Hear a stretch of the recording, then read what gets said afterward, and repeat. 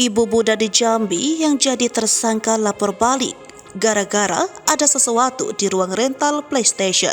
Seorang ibu rumah tangga di Jambi tak terima lantaran dilaporkan ke polisi oleh 17 anak-anak karena dugaan kasus asusila.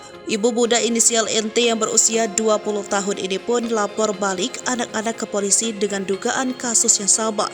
Kini NT sudah ditetapkan sebagai tersangka dan ditahan di Mapolda Jambi Senin 6 Februari 2023. NT melaporkan balik sejumlah anak itu ke Polresta Jambi pada Jumat 3 Februari 2023. Laporan NT tersebut bersamaan dengan laporan 17 anak yang menjadi korban NT ke Polda Jambi.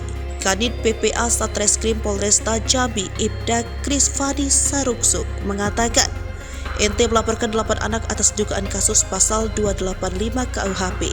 Pengakuan NT dia menjadi korban pasal 285 KUHP di rumahnya sendiri di kota kawasan Rawasari, Alam Barajo, Kota Jambi.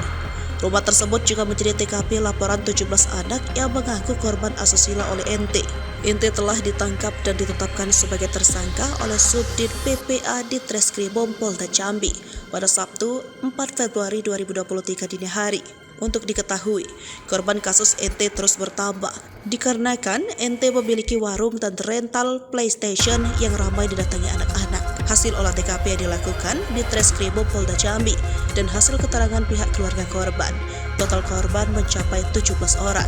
Sementara itu, keterangan satu di antara orang tua korban yang mengikuti olah TKP mengatakan aksi NT dilakukan di dalam rumahnya, mulai dari kamar pribadi, ruang belakang, kamar mandi, dan di ruang tamu.